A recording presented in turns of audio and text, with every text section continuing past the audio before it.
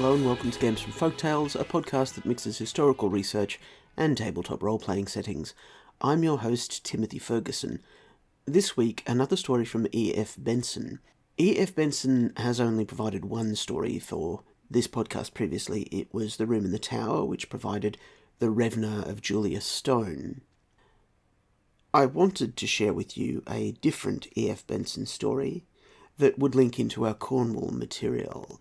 It's been in the public domain in Australia for about 20 years, but won't enter the public domain in the United States until the 1st of January 2020, so I don't want to tempt you to look for it online.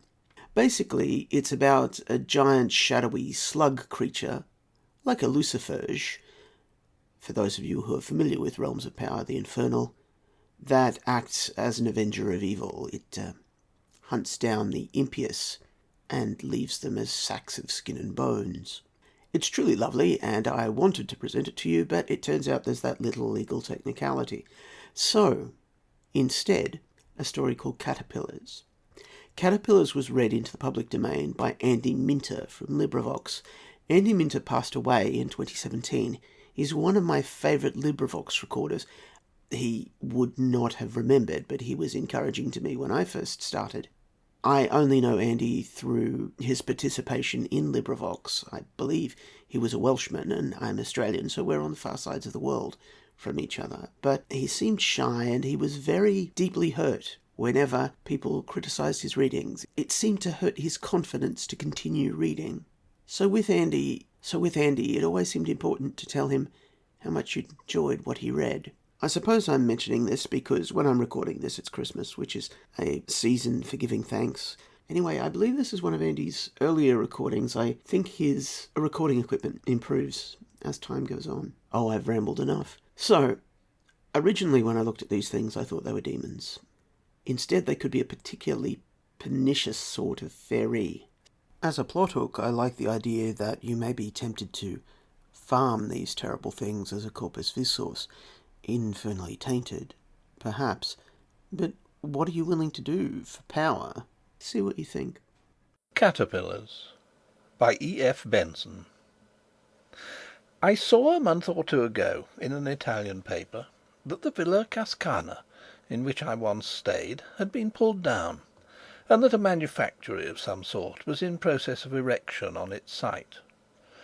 There is therefore no longer any reason for refraining from writing of those things which I myself saw, or imagined I saw, in a certain room and on a certain landing of the villa in question, nor from mentioning the circumstances which followed, which may, or may not, according to the opinion of the reader, throw some light on, or be somehow connected with this experience. The Villa Cascana was in all ways but one a perfectly delightful house. Yet if it were standing now, nothing in the world, I use the phrase in its literal sense, would induce me to set foot in it again. For I believe it to have been haunted in a very terrible and practical manner. Most ghosts, when all is said and done, do not do much harm. They may perhaps terrify, but the person whom they visit usually gets over their visitation.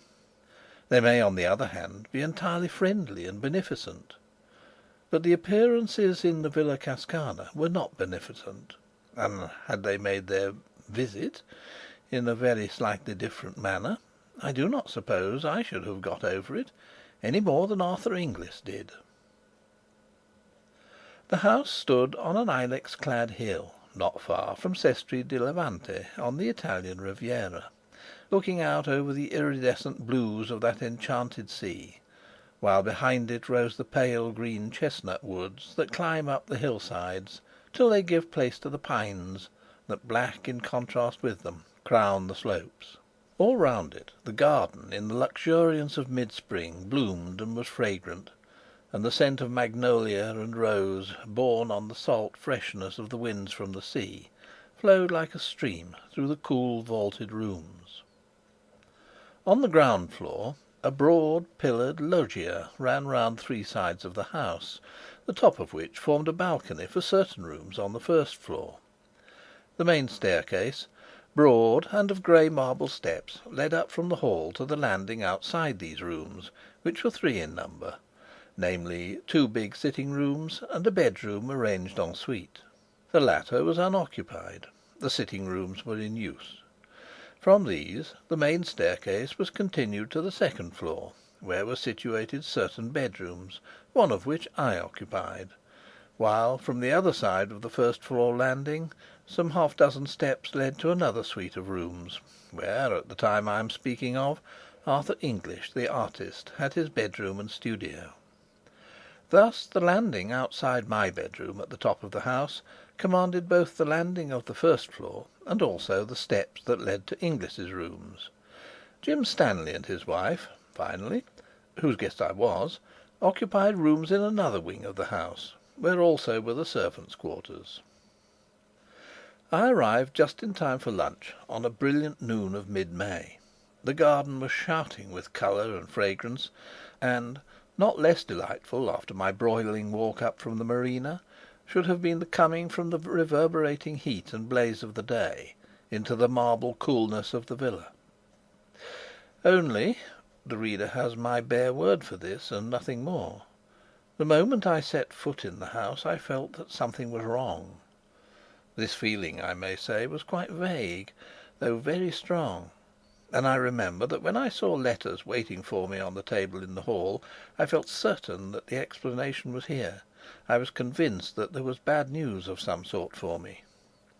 Yet when I opened them I found no such explanation of my premonition. My correspondence all reeked of prosperity. Yet this clear miscarriage of a presentiment did not dissipate my uneasiness. In that cool, fragrant house there was something wrong.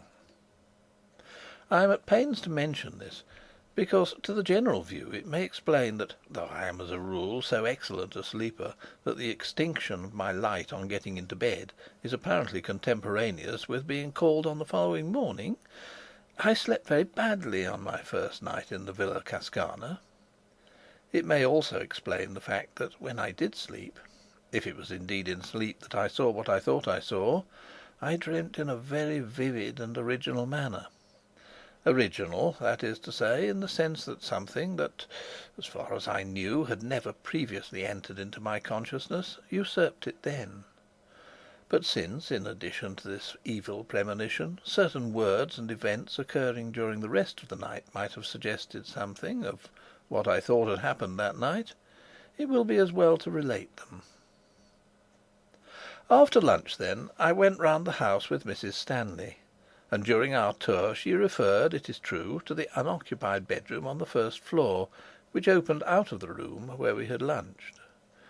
"We left that unoccupied," she said, "because Jim and I have a charming bedroom and dressing room, as you saw in the wing, and if we used it ourselves we should have to turn the dining room into a dressing room and have our meals downstairs.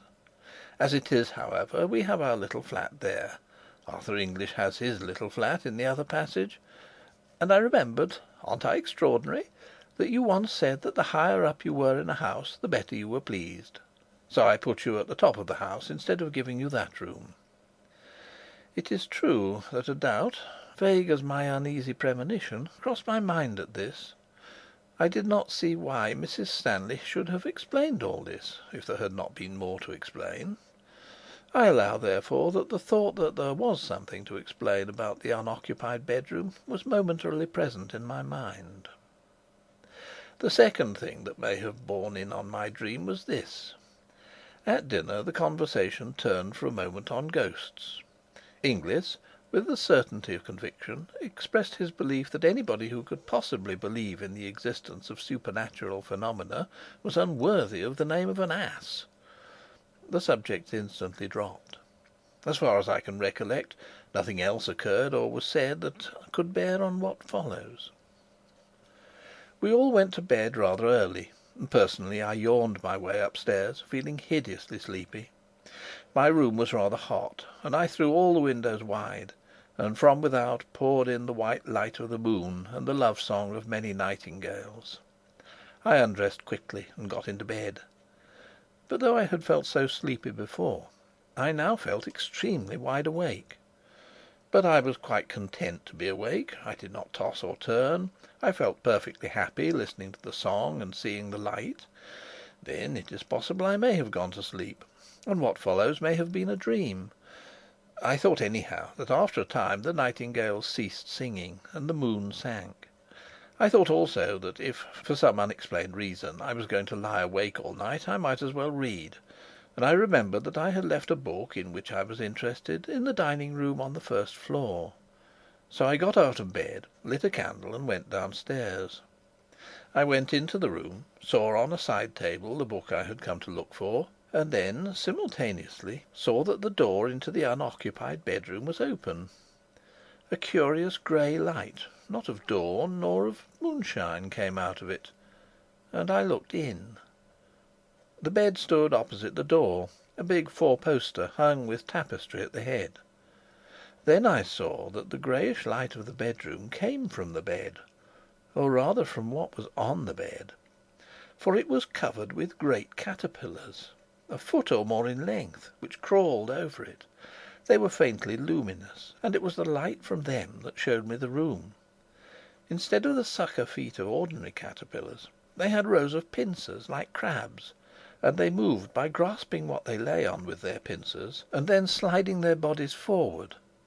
In colour these dreadful insects were yellowish grey, and they were covered with irregular lumps and swellings. There must have been hundreds of them, for they formed a sort of writhing, crawling pyramid on the bed.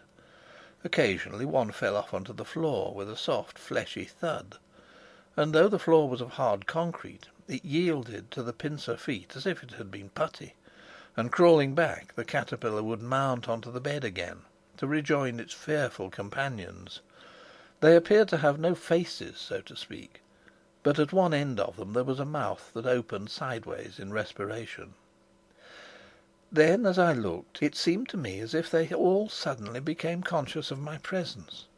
All the mouths, at any rate, were turned in my direction, and the next moment they began dropping off the bed with those soft fleshy thuds onto the floor and wriggling towards me. For 1 second a paralysis as of a dream was on me, but the next I was running upstairs again to my room, and I remember feeling the cold of the marble steps on my bare feet. I rushed into my bedroom and slammed the door behind me, and then I was certainly wide awake now. I found myself standing by my bed, with the sweat of terror pouring from me. The noise of the banged door still rang in my ears, but, as would have been more usual if this had been mere nightmare, the terror that had been mine when I saw those foul beasts crawling about the bed or dropping softly onto the floor did not cease then. Awake now, if dreaming before, I did not at all recover from the horror of dream.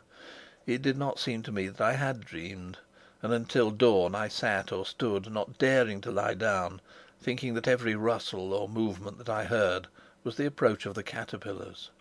To them and the claws that bit into the cement, the wood of the door was child's play. Steel would not keep them out. But with the sweet and noble return of day, the horror vanished. The whisper of wind became benignant again. The nameless fear, whatever it was smoothed out, and terrified me no longer.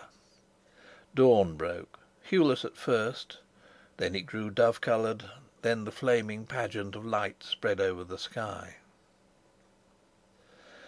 The admirable rule of the house was that everybody had breakfast where and when he pleased, and in consequence it was not till lunch-time that I met any of the other members of our party, since I had breakfast on my balcony and wrote letters and other things till lunch. In fact, I got down to that meal rather late, after the other three had begun.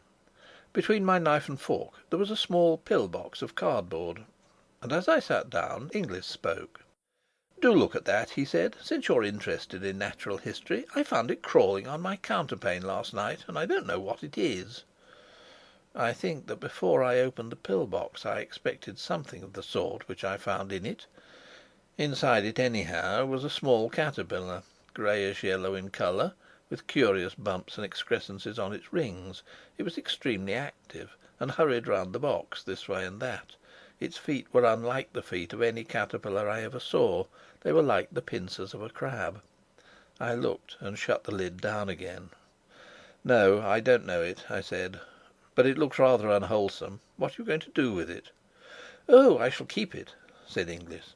"It has begun to spin. I want to see what sort of moth it turns into." I opened the box again, and saw that these hurrying movements were indeed the beginning of the spinning of the web of its cocoon. Then Inglis spoke again. "It's got funny feet, too," he said. "They're like crab's pincers. What's the Latin for crab? Oh, yes, Cancer.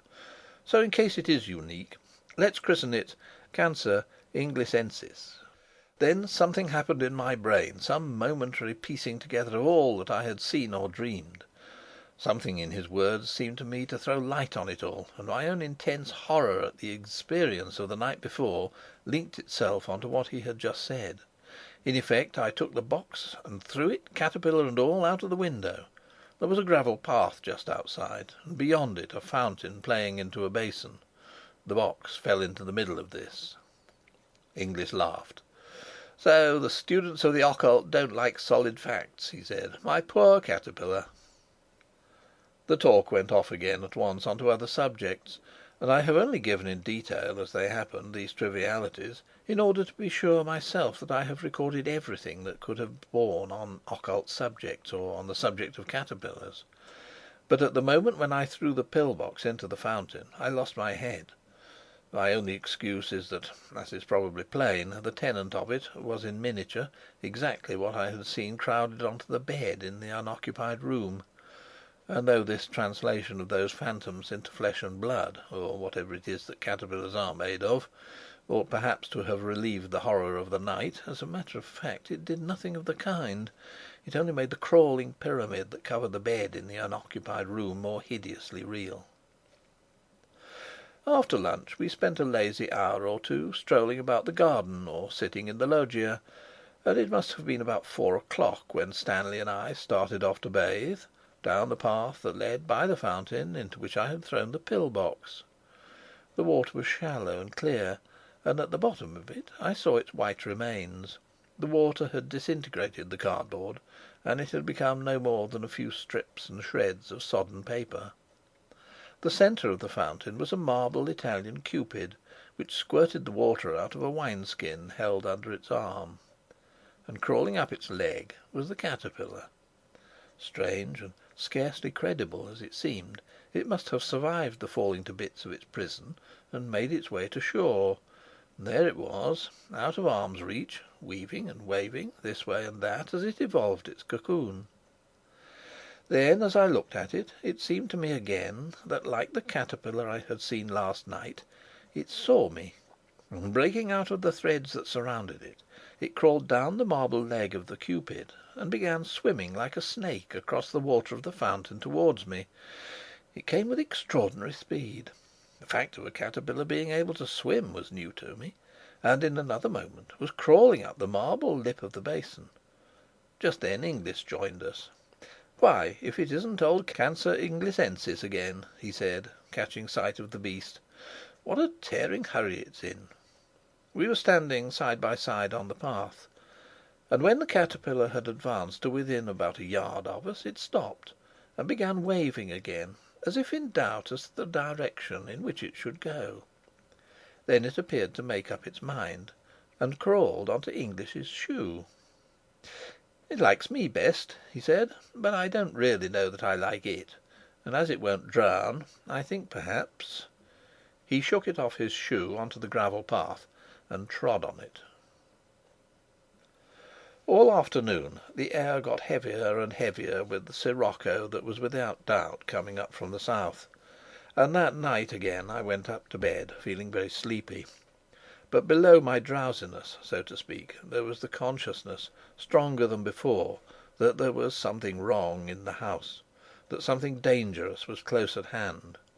But I fell asleep at once, and how long after I do not know, either woke or dreamt I awoke, feeling that I must get up at once or I should be too late. Then, dreaming or awake, I lay and fought this fear, telling myself that I was but the prey of my own nerves, disordered by sirocco or what not, and at the same time quite clearly knowing in another part of my mind, so to speak, that every moment's delay added to the danger. At last this second feeling became irresistible, and I put on coat and trousers and went out of my room onto the landing. And then I saw that I had already delayed too long, and that I was now too late. The whole of the landing of the first floor below was invisible under the swarm of caterpillars that crawled there.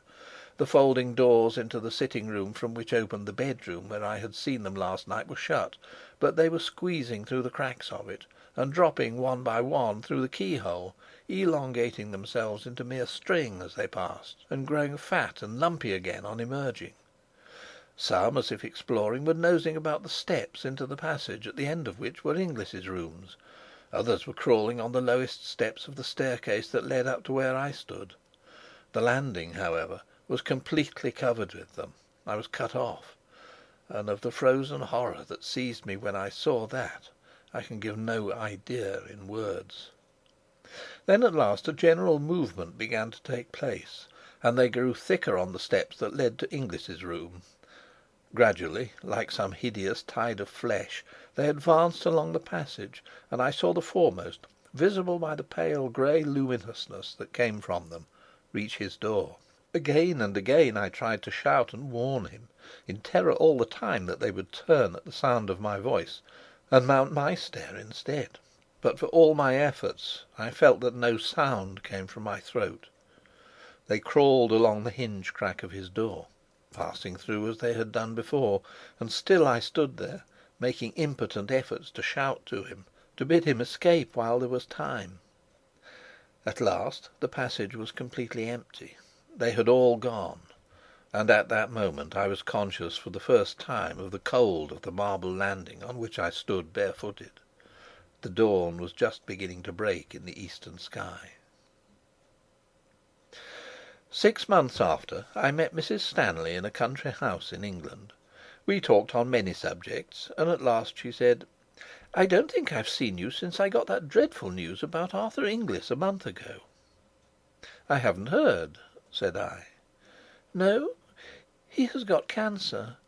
They don't even advise an operation, for there is no hope of a cure. He's riddled with it, the doctors say."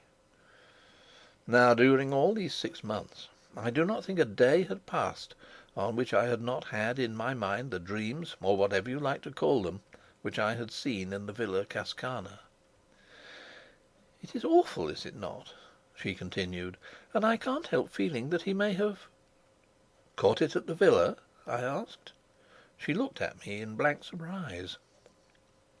"Why did you say that?" she asked. "How did you know?" Then she told me. In the unoccupied bedroom a year before there had been a fatal case of cancer.